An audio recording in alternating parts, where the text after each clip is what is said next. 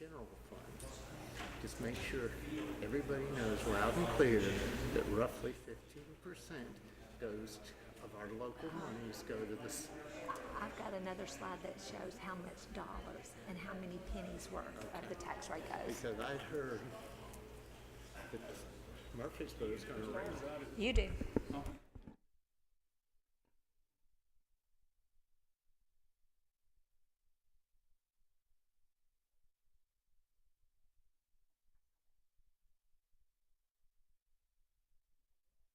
I hope they're watching.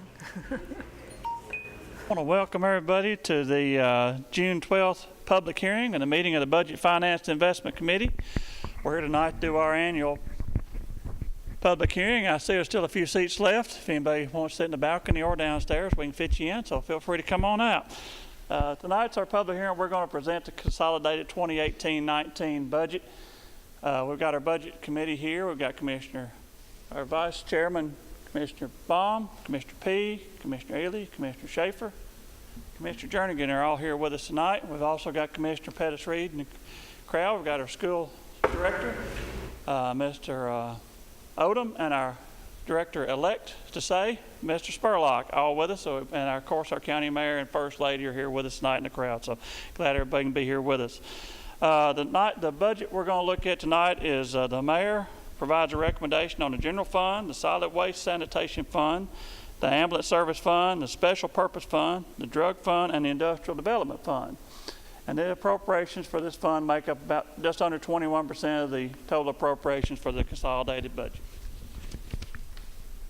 The budgets that are submitted from other boards are the debt service fund, which is presented from the Budget and Finance Committee, the highway fund, which the road board presents, the general purpose school fund, which is proposed by the school board, of course, along with the cafeteria fund and the educational capital projects fund.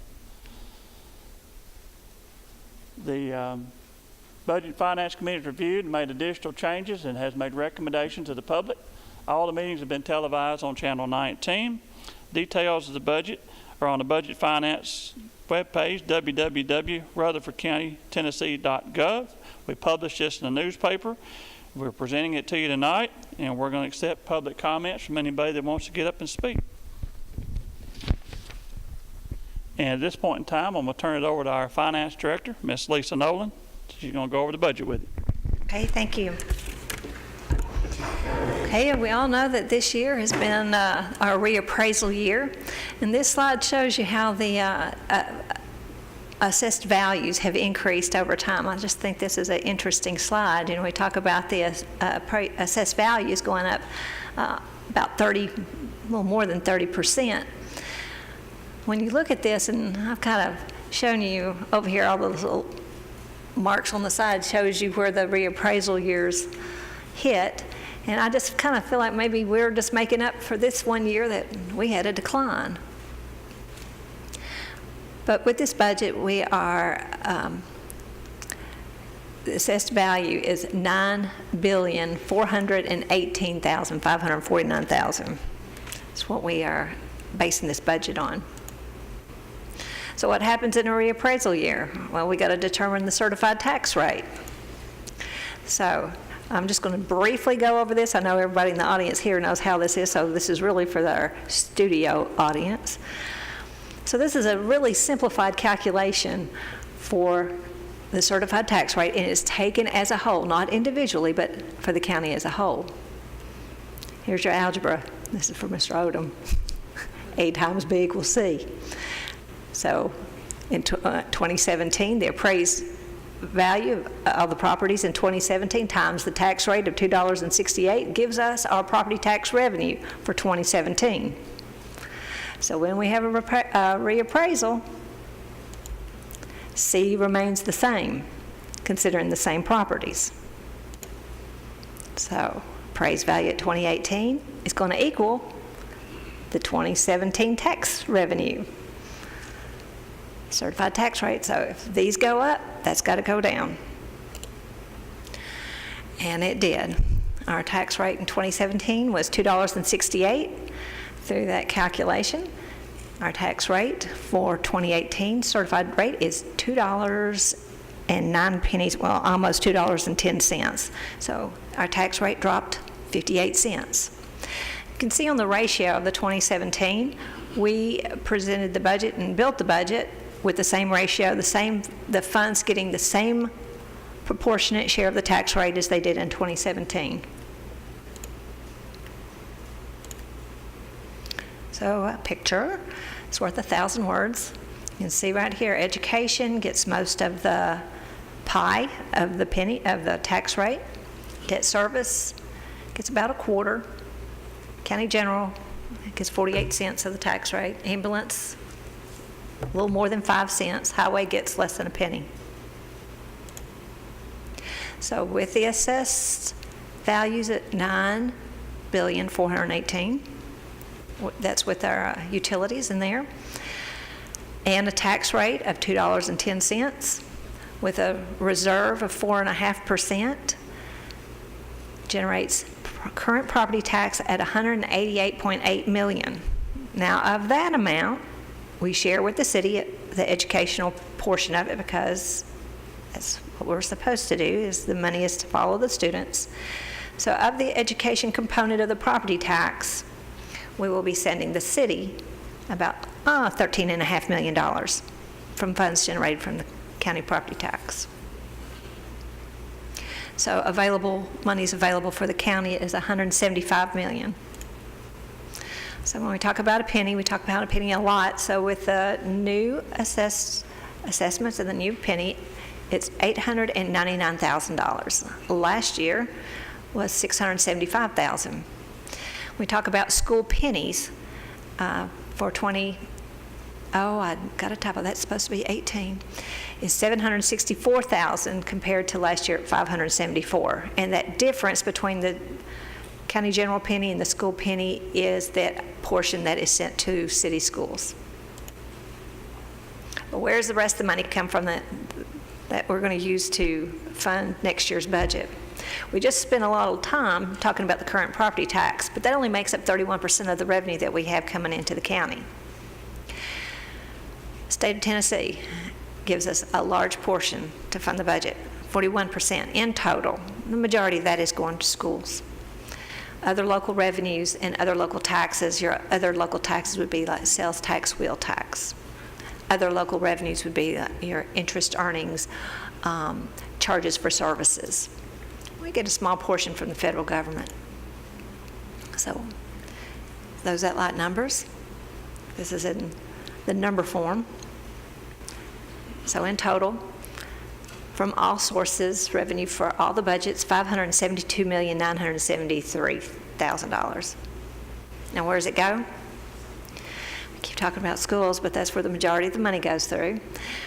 When you consider the education component of debt, the schools make up over 75% of our budget.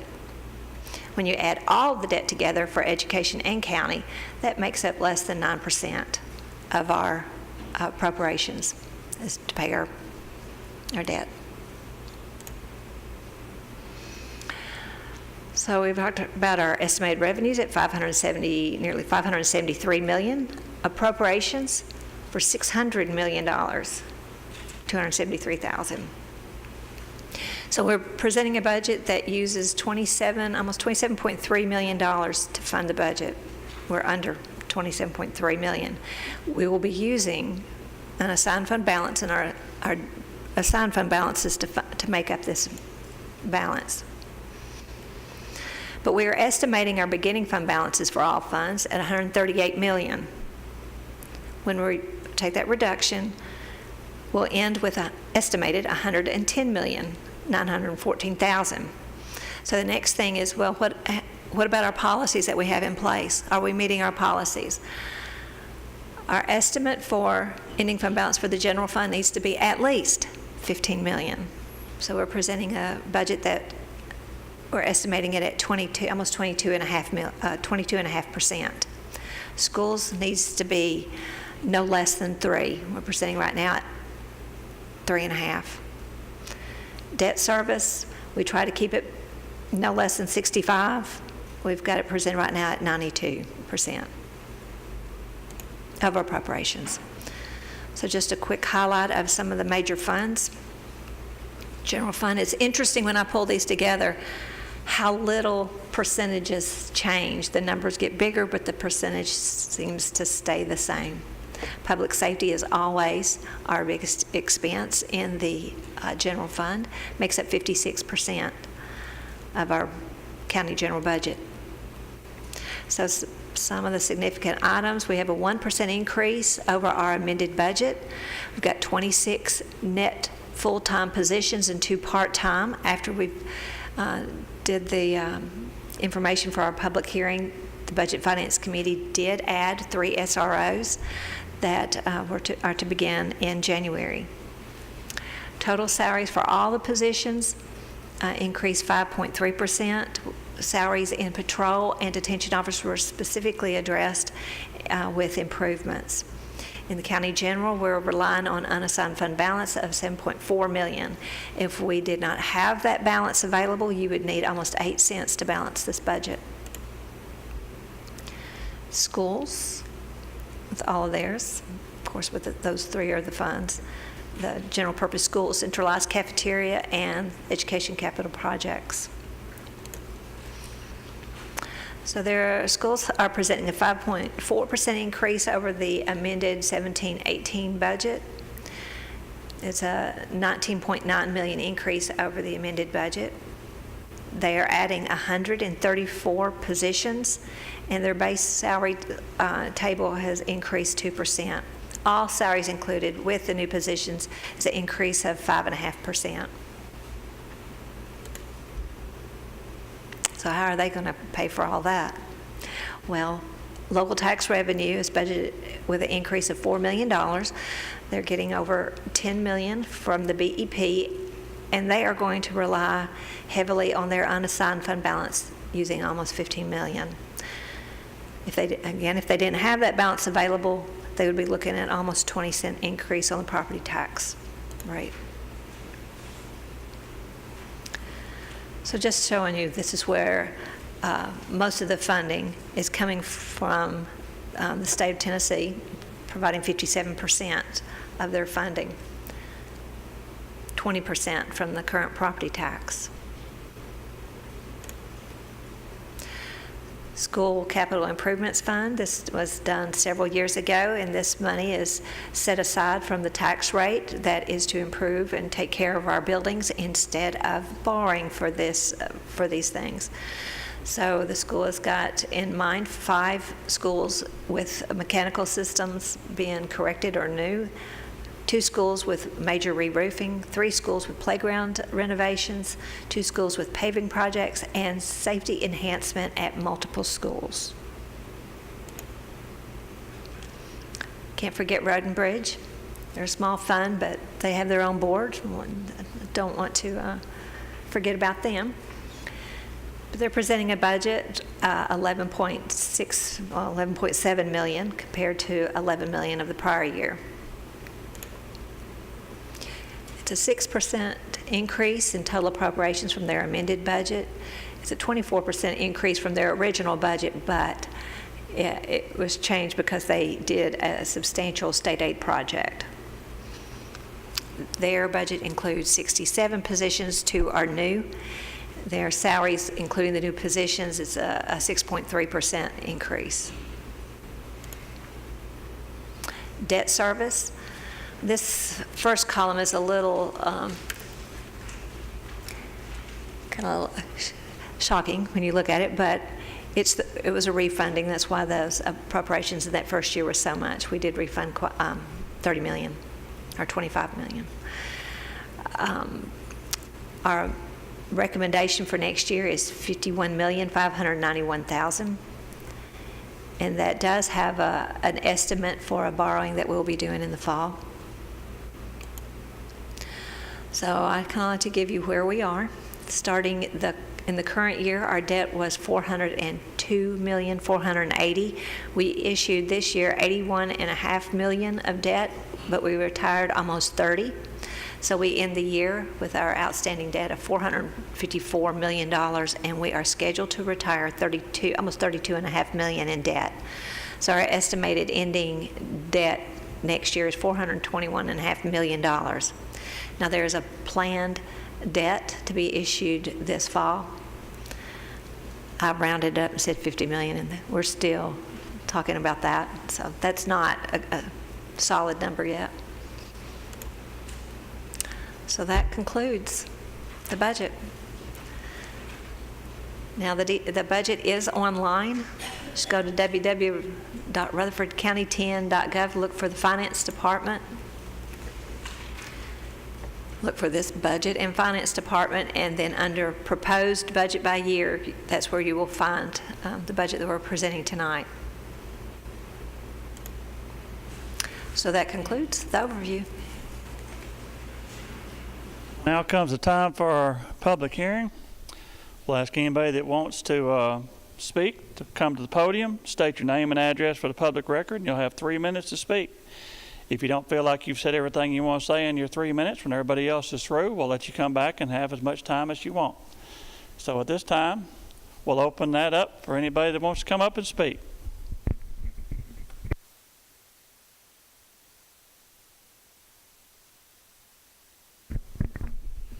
Well, it looks like we don't have much of a crowd coming up. I believe this is the third year with no speakers, and a bit of frustration I've been on my part. We're proposing a $600 million budget, and I hope there's a whole lot of people at home watching on TV because there's literally nobody here to speak about it.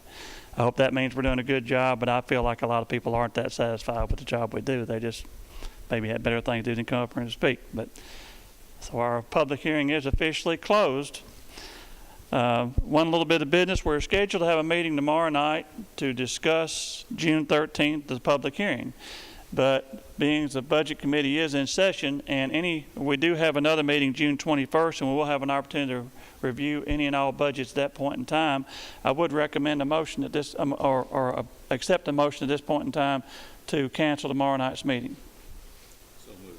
Thank you, Commissioner P. Commissioner Schaefer. Any discussion on that? All those in favor say aye. Aye. Motion passes. So, Ms. Nolan, have you got another slide that shows tomorrow night's meeting marked through? All right. So we kind of saw that one coming. So our next meeting will be June 21st at 5:30 in room 205. We'll recommend a tax levy and make appropriate resolutions and do the appropriation resolution. And then on June 26th, here in the commission chambers at 9 o'clock in the morning, we'll have our meeting and hopefully set the tax rate and pass this year's budget. Is there any other business coming for us tonight? Any of the committee members want to say anything? I do want to thank Lisa and her staff. Her assistant finance director, Mr. Tucker, couldn't be with us tonight, but I appreciate everything they've done. And I want to thank our county mayor because they make it easy for those of us that sit at these tables to do the job we do by bringing us the good work that's mostly done before it ever gets to us. But with that said, we are adjourned. Thank you very much.